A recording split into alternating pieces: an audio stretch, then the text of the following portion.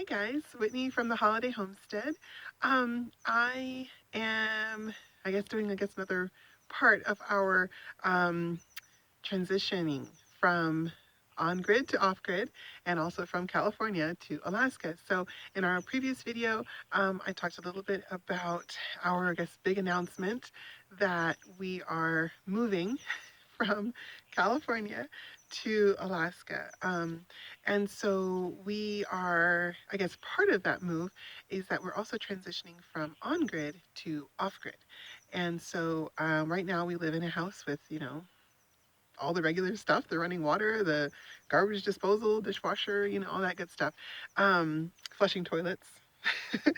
And we are transitioning into a property that is bare land. So there's nothing on it, and we are going to build our cabin and all the utilities and everything that we need. We're going to build on the property.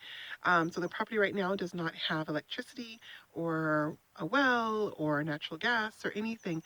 And so when we purchase it, or we have purchased it, but now when we get out there, we are going to do lots of things.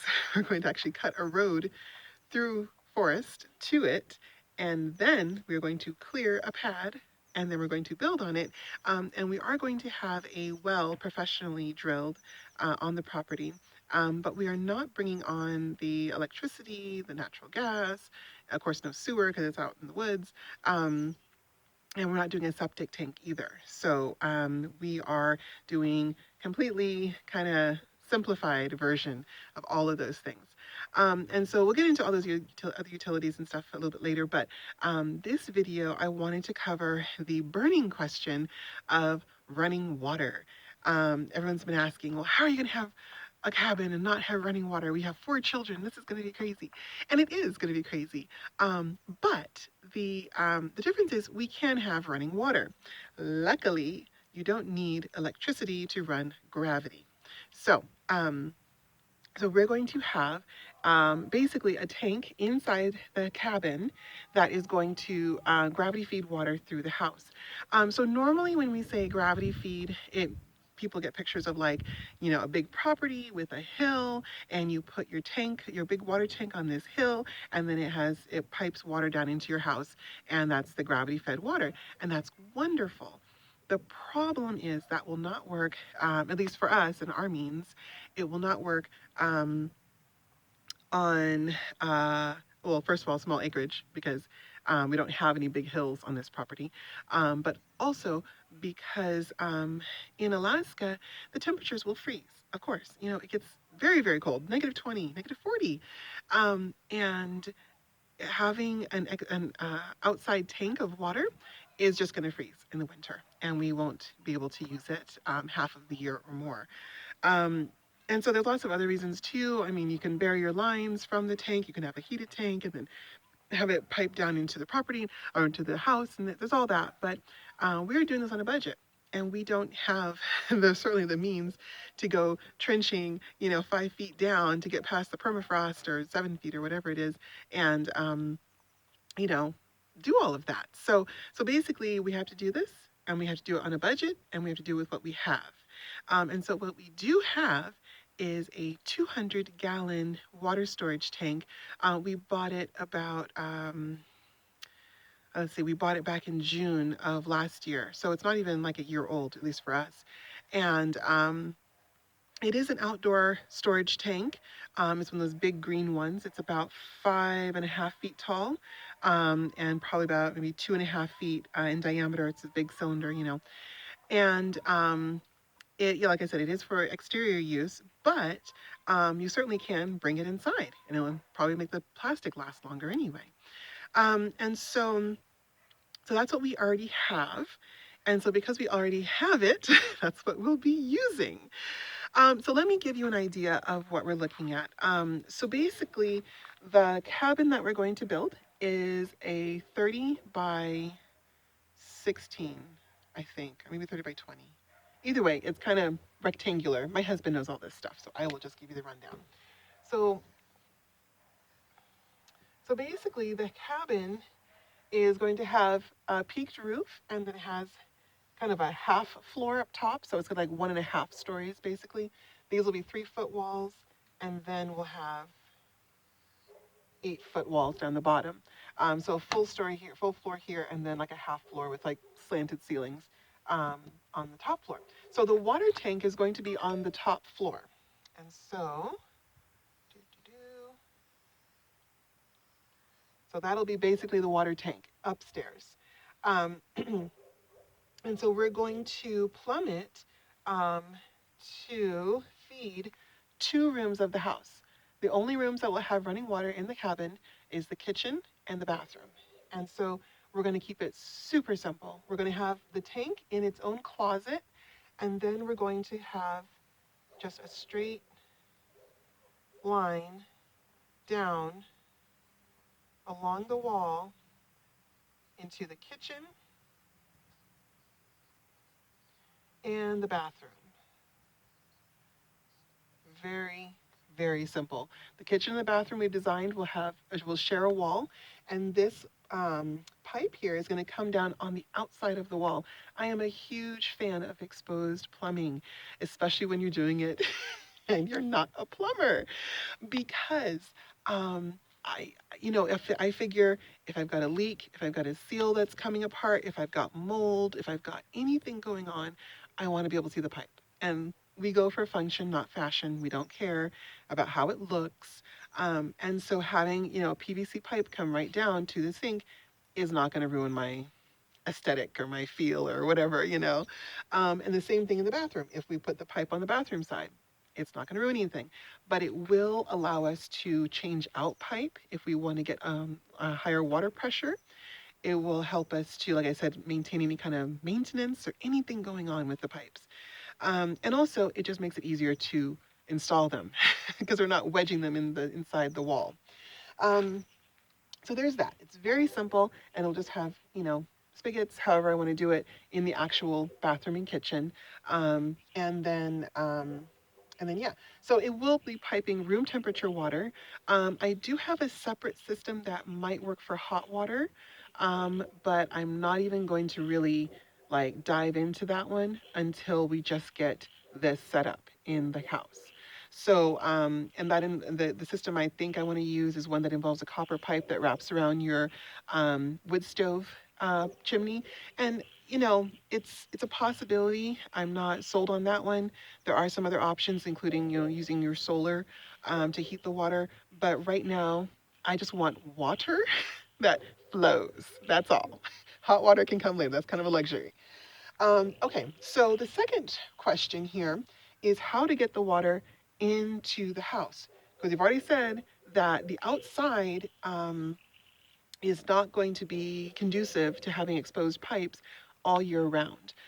So in the summer, when it's nice and warm and everything's flowing great, then yes, we can have pipes all along the ground, and that's not a big deal. And so basically in the summer, and I'll kind of turn you all a little bit this way. There we go. Okay. So in the summer, we're going to have, I'll put it right here. We're going to have a little, there we go. We're going to have, if that's our well, we're just going to have a quick little pipe that just goes along the ground, goes along the house, goes into the house, come up the wall, and go to the top of the tank. And that'll feed it. When water's not freezing at night, that will be perfect. And we could even, if we really want to get fancy here, we could even get a little float valve in the water tank so that we could leave the well water on, the tap water on, and it would always kind of refill itself as the water level drops inside the tank. That would be really awesome, and we might do that just for the summer because it would be great to kind of have that kind of hands-free. But like I was saying, that's not going to work in the winter because in the winter, if this is our ground level here, any water above here is going to freeze. This is going to freeze. This is going to freeze. This is going to freeze. Probably even right here where it comes into the house is going to freeze. So that's a big problem. So our plan for the winter is to disconnect all the outside plumbing. So we're going to take it down, or maybe even just drain it and leave it. But either way, we will not use the exterior plumbing here. And right here, where the pipe comes down, we're going to have two fittings. One is for this one for the summer.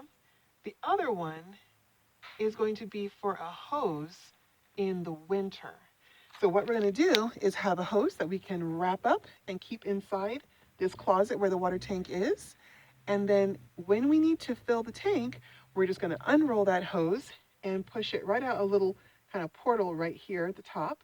It's going to come down, and the person down at the ground here can grab the hose, hook it up to the water tap, and get the water out. Now, and turn the pump on, and of course pump water up. Now, I've learned, my husband has taught me this, that in Alaska and in other cold places, there's some kind of system that drops the water level of this drilled pipe down 15 feet underground. And that's what keeps the water from freezing inside the pipe.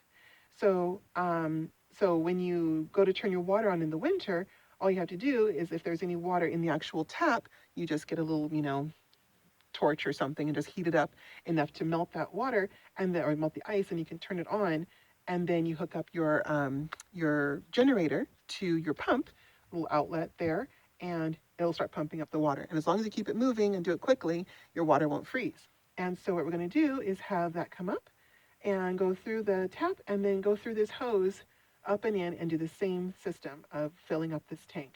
So that means that we will have to monitor the levels of our water tank and then actually refill it as needed.